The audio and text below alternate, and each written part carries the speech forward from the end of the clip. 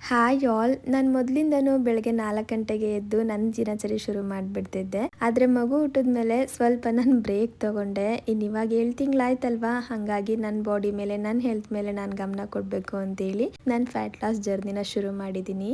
ಯೋಗ ಎಲ್ಲ ಮಾಡಿ ಸುಮಾರು ದಿನ ಆಗ್ಬಿಟ್ಟಿತ್ತಲ್ವಾ, ಹಾಗಾಗಿ ಬಾಡಿ ಫ್ಲೆಕ್ಸಿಬಿಲಿಟಿ ಅನ್ನೋದನ್ನ ಕಳ್ಕೊಂಡೇ ಬಿಟ್ಟಿತ್ತು. ಹೋಗ್ತಾ ಹೋಗ್ತಾ ಅದು ಸರಿ ಹೋಗುತ್ತೆ. ಇನ್ನು ಇವತ್ತು ಬೆಳಗ್ಗೆ ಒಂದು ಹೆಲ್ದಿ ಡ್ರಿಂಕ್ ಮಾಡ್ಕೊಂಡು ಕುಡಿದು ತಿಂಡಿಗೆ ಸೋಯಾ ಸಲಾಡ್ ಮಾಡ್ತಾ ಇದ್ದೀನಿ. ಮೊದಲು ಇದನ್ನು ಮಾಡ್ಕೊಳ್ಳಿಕ್ಕೆ ಸೋಯಾ ಚಂಕ್ಸ್ನ ಬಿಸಿನೀರಲ್ಲಿ 10 ನಿಮಿಷ ನೆನೆಸಿಟ್ಬಿಟ್ಟು ನೀರನ್ನೆಲ್ಲ ತೆಕ್ಕೊಂಡು ಒಂದು ಕಡಾಯಿಗೆ ಕೊಬ್ಬರಿ ಎಣ್ಣೆ, ಸ್ವಲ್ಪ ಅರಿಶಿನದ ಪುಡಿ, ಚಿಲ್ಲಿ ಪೌಡರ್, ಜೀರಾ ಪೌಡರ್, ಧನಿಯಾ ಪೌಡರ್ ಹಾಗೆ ಸ್ವಲ್ಪ ಉಪ್ಪನ್ನ ಹಾಕಿ ಬಾಡಿಸ್ಕೊಂಡು ಅದಕ್ಕೆ ಸೋಯಾನ ಹಾಕಿ ಚೆನ್ನಾಗಿ ಫ್ರೈ ಮಾಡಿ ಎತ್ತಿಟ್ಕೊಂಡಿದ್ದೀನಿ.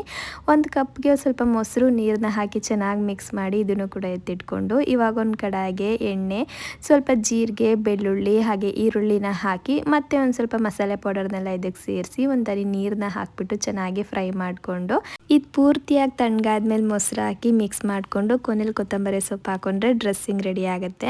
ಇನ್ನೊಂದು ಬೌಲ್ಗೆ ಕಾರ್ನು, ಈರುಳ್ಳಿ, ಕ್ಯಾರೆಟು, ಸೌತೆಕಾಯಿ, ಹೆಸರು ಕಾಳು, ನಮಗೆ ಬೇಕಾಗೋ ತರಕಾರಿನೆಲ್ಲ ಸೇರಿಸ್ಕೊಳ್ಬೋದು.